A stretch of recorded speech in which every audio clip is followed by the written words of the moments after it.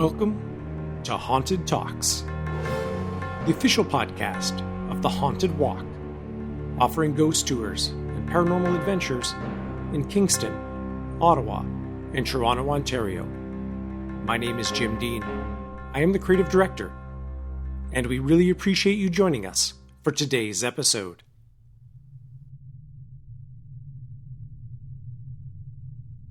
Cemeteries are fascinating places. They are often beautiful, yet eerie, combining the location's natural beauty with the skillful work of master tradespeople on intricate headstones and Gothic mausoleums. They give us a physical connection to those who have gone before, ask us questions about our own mortality, and hide countless stories for us to discover. As we move deeper into the Halloween season, with the leaves crunching underfoot, I think it is only fitting we take a stroll through one of America's most iconic haunted resting places, Mount Hope Cemetery in Bangor, Maine. But before we get to that, I do want to give you an update on The Haunting at Home, which we covered in our last episode. Results are now coming in from all over Canada and North America as well. Los Angeles, Detroit, Chicago. I can't tell you how excited I get when I see each new report come in. On one hand, just because I'm proud people are trying the experience after we put in so much hard work on it, but also just to see what people are experiencing in their own homes when they stop to look. The most surprising statistic so far is close to 90% of groups who've tried the haunting at home are reporting they did experience some kind of activity. While our hypothesis was always hauntings are much more common than we may think, we never suspected the number would get close to 90% of groups. So we are very eager to have more people try. Some of the experiences reported include things like cameras and cell phones with fully charged batteries suddenly going completely dead in the middle of one of the experiments, voices being heard, physical sensations, people being touched, and other odd and eerie coincidences of things that have happened during the sessions. We would like to get as many people as possible to be part of this experiment during the Halloween season, and of course that especially goes for you, our Haunted Talks listeners. And I do read every single report, so thank you to those who have already done it and have mentioned it in there. It was great to read about your individual experiences. To join in the experiment and have some spooky fun in the dark, no better time of year for it, please visit our website, which is hauntedwalk.com/thehaunting, and there you can purchase it for $34.99. And of course, as Haunted Talks listeners, you can save 20% by entering the promo code Haunted Talks, the name of the show, all one word, Haunted Talks, at checkout. Is your home haunted? It's about time you find out. We are also doing a series of virtual haunted campfires with some of the best ghost storytellers from around the world, including a few previous guests that have been on Haunted Talks.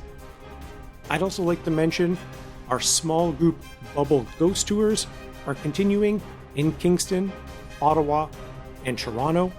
Now our groups are very tiny, so these are kind of the perfect activity with everything going on in the world. Get outdoors, get socially distant, but of course, still hear some great ghost stories. For information about any of our in-person experiences or our digital adventures, please visit our website, which is hauntedwalk.com. Be sure to follow us on Facebook, Instagram, and Twitter, all three at Haunted Walk. And if you haven't already, be sure to subscribe and rate the show wherever you listen to us.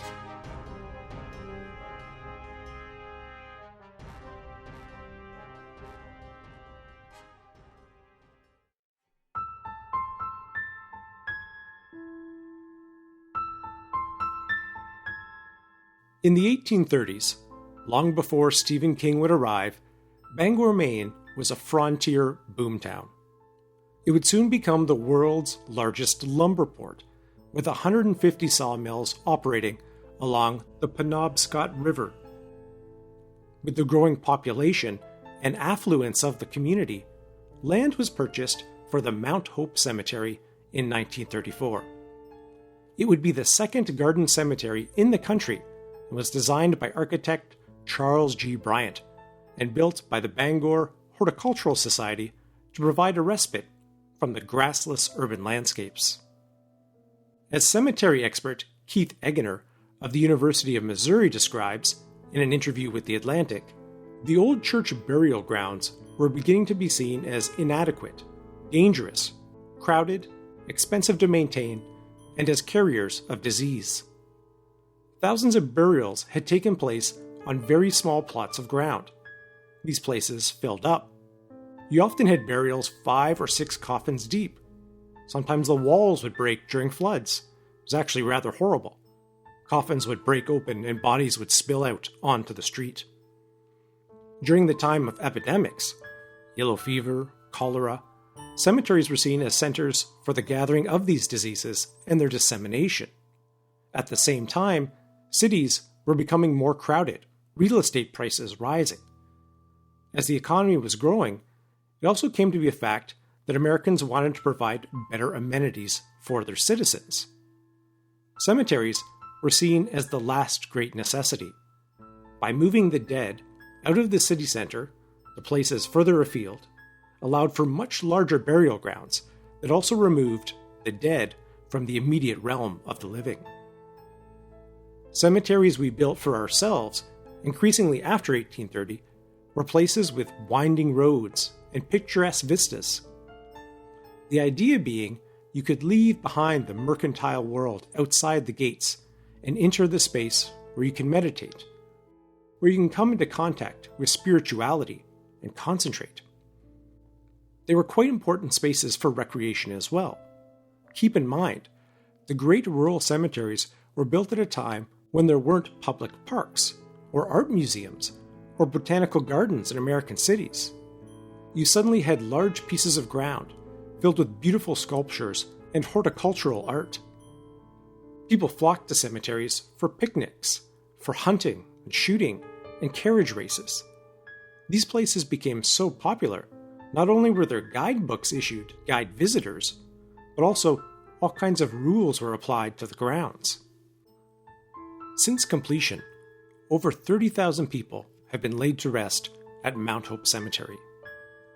The cemetery includes the grave sites of Hannibal Hamlin, U.S. Vice President under Abraham Lincoln, 10 U.S. Congressmen, 2 U.S. Ambassadors, 4 governors of Maine, 8 Civil War generals, and numerous lumber barons, local businessmen, politicians, as well as many soldiers who served in the American wars.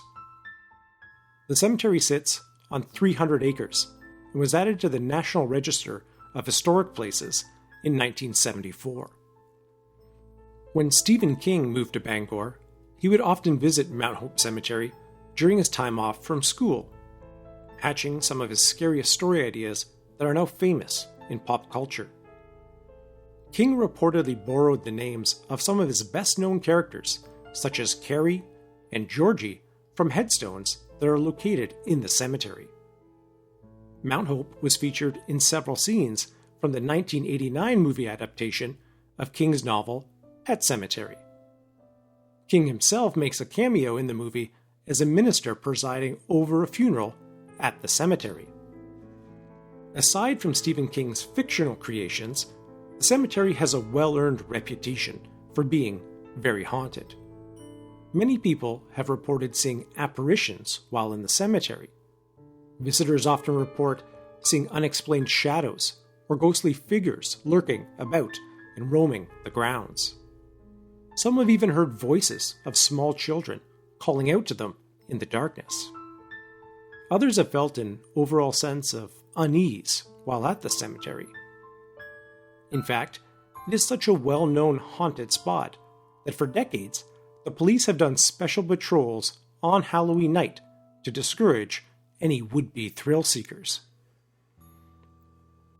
There are 3 individuals resting in Mount Hope whose stories I would like to examine a little more closely. Alfred Brady was the leader of the infamous Brady Gang and became one of the FBI's public enemies in the 1930s. Brady had a very difficult start to his life. He lost his father at the age of 2, his mother at 16, and his stepfather to suicide at 18.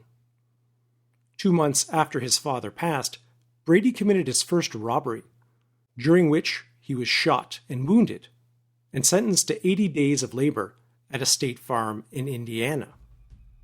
Shortly after being released, he teamed up with Clarence Lee Schaefer Jr., James Dahlhover, and Charles Geskin.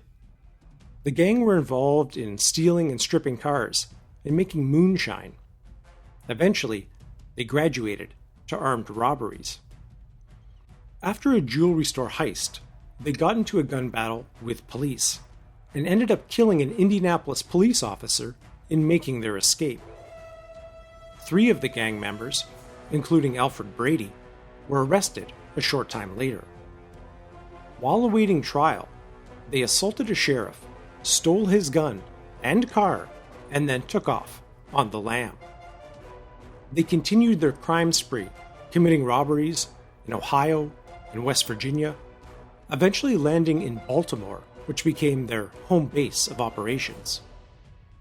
As Don Mitchell wrote in the Indianapolis Star, it seemed that anything was fair game for the gang. They stole a World War I .30 caliber machine gun from an American Legion monument in Moscow, Ohio, repaired it, and allegedly mounted it to the back seat of their car. It worked so well, they stole another machine gun from an American Legion facility in Felicity, Ohio. Their escapades were frustrating police forces from Indiana to the East Coast.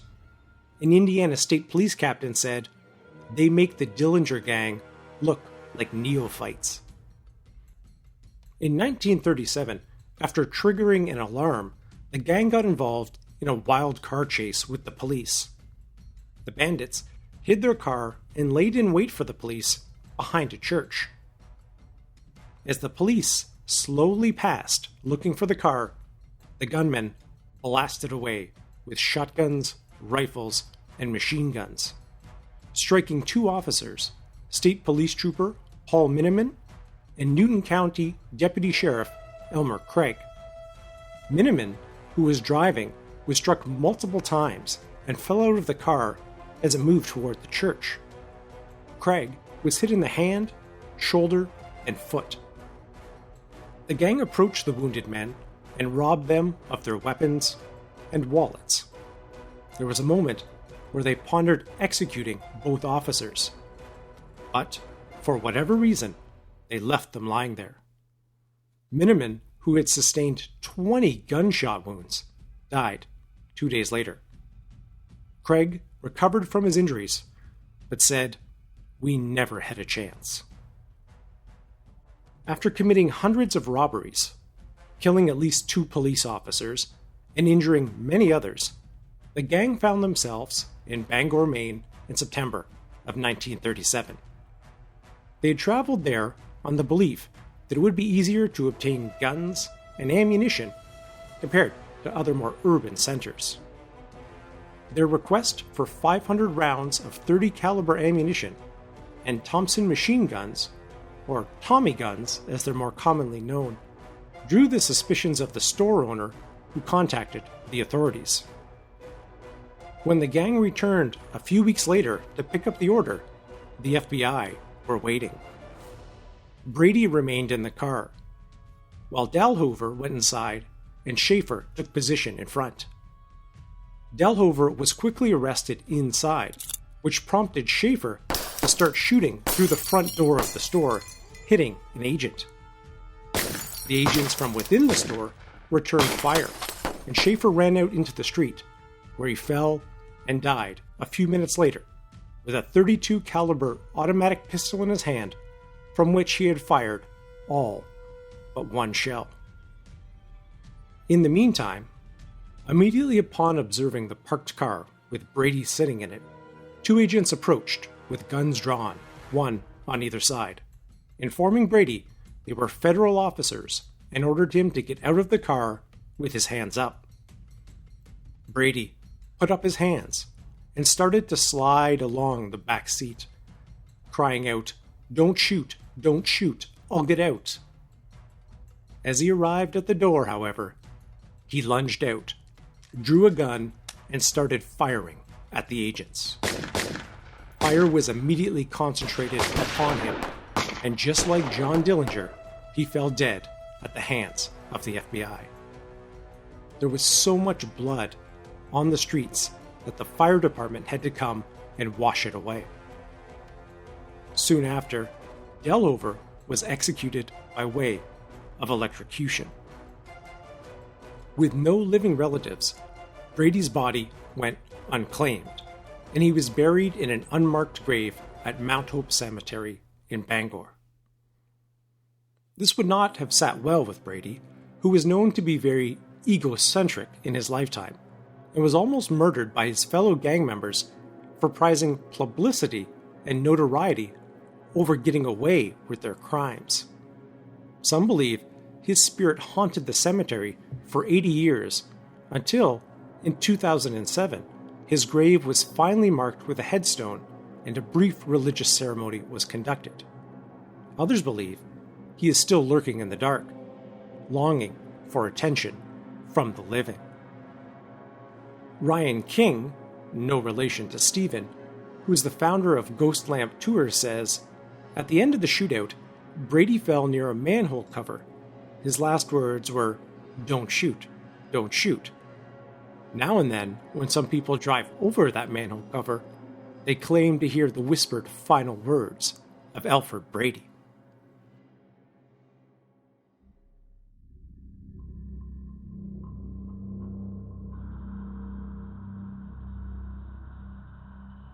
It was a frigid night on February 18th, 1791, when Joseph Junin was murdered. He was a 32-year-old fur trader from a settlement on the Penobscot River.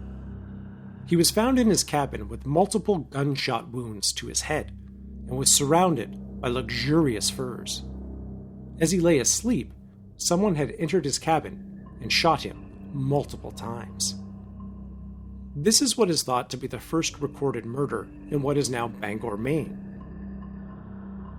Junin was a Frenchman who came to America as a young man and became a well-known fur trader with the Penobscot tribe.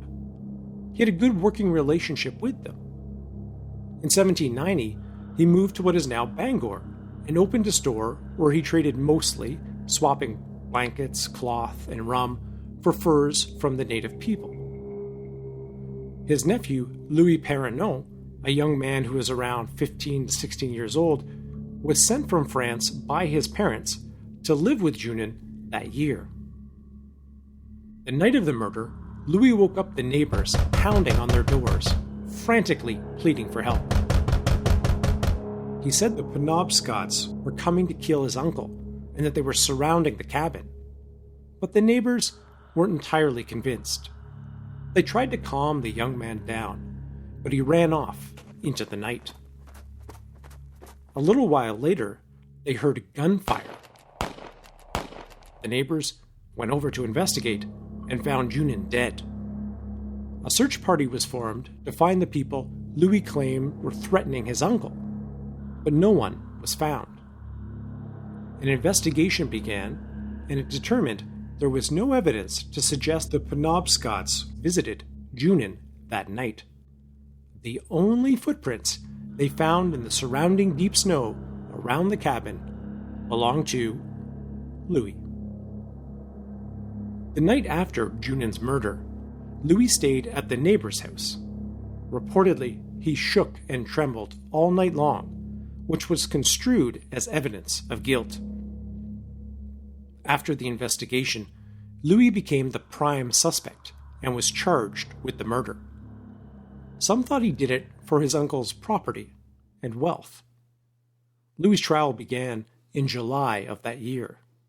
He was the son of a French aristocrat, so it was highly attended. The French consul from Boston attended and ended up arranging Louis's legal defense.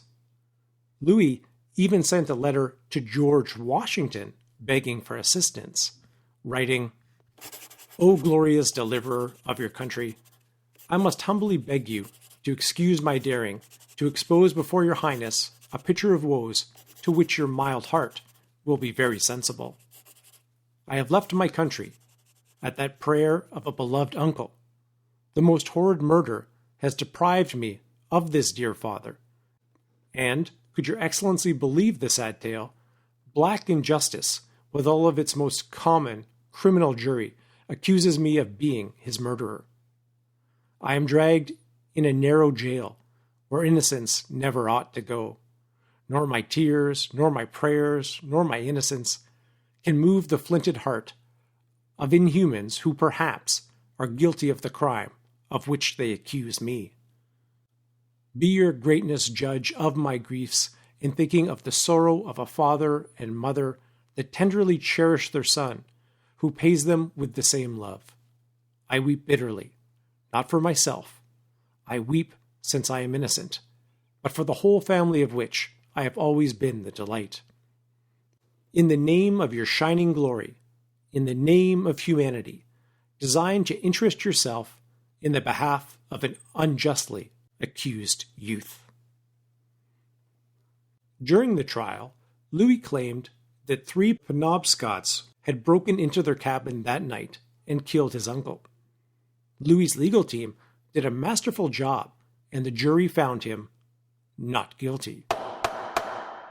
He was acquitted of all charges, though some maintained there was strong, yet circumstantial evidence of his guilt. The balance of Junin's estate, minus charges for the inquests, casks of rum for the jury, and 39 shillings for Junin's grave, was given to Louis. The French council said he was sending Louis home to his parents in France, but it may have been a very short trip or may not have happened at all. Instead, sources indicate Louis died in 1796 at the age of 21 in Haiti. However, there were plenty of others who could have had a score to settle with Junin.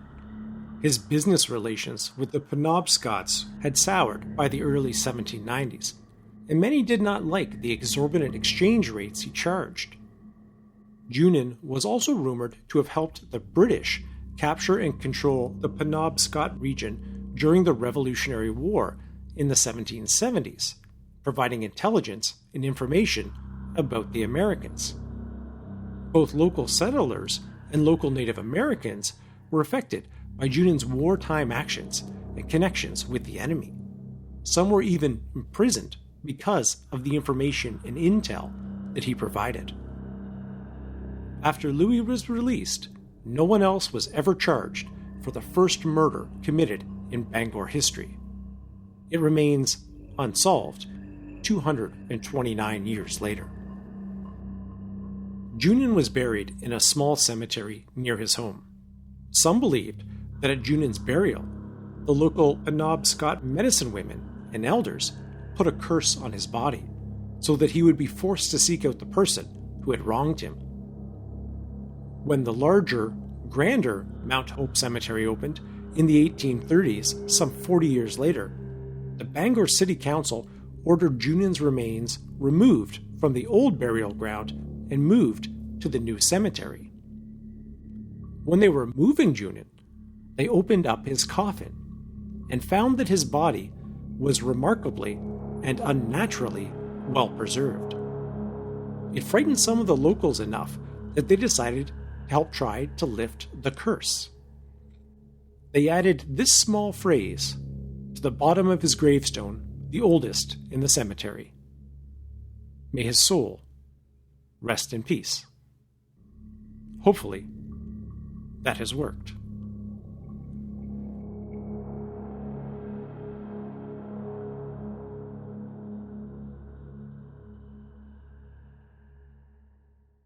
The last stop on our mini tour of Mount Hope Cemetery is at the grave of lumber baron Rufus Dwinnel.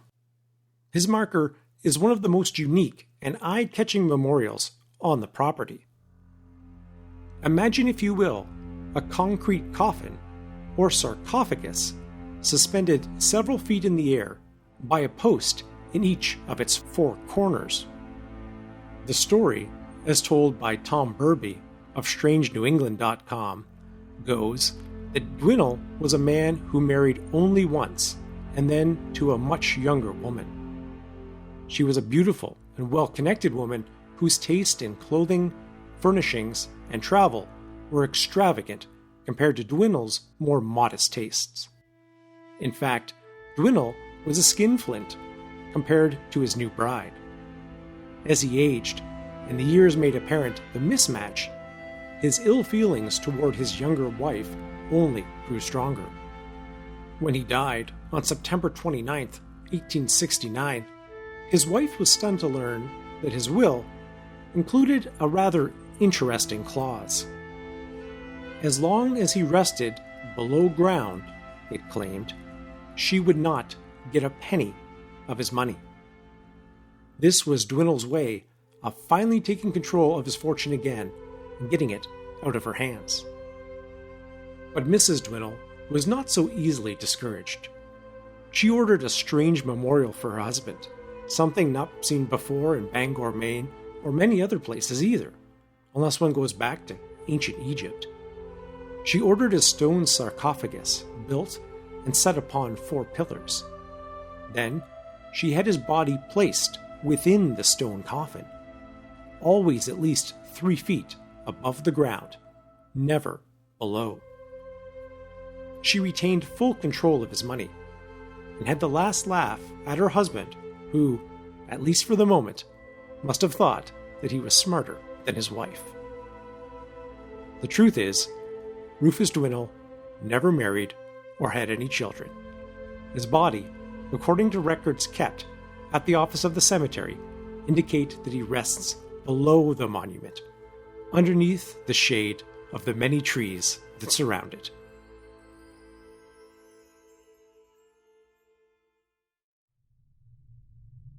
While that brings us to the end of our tour, keep in mind, this is only 3 of the individuals who have been buried at Mount Hope. There are over 299,000 others, each with their own interesting and unique stories to share. It really is the perfect time of year to get outside and take a walk through your local cemetery. You never know what amazing stories could be surrounding you. Thanks so much for joining us for the episode. I would very much like to encourage you to try out The Haunting at Home, see what's going on in your house, and also we have our virtual haunted campfires coming up throughout the month of October, where some of the best ghost storytellers in the world will be joining us to talk about their favorite ghost stories. If you live in or are going to be visiting Toronto, Ottawa, or Kingston, Ontario, we would love to see you out on one of our small group bubble ghost tours.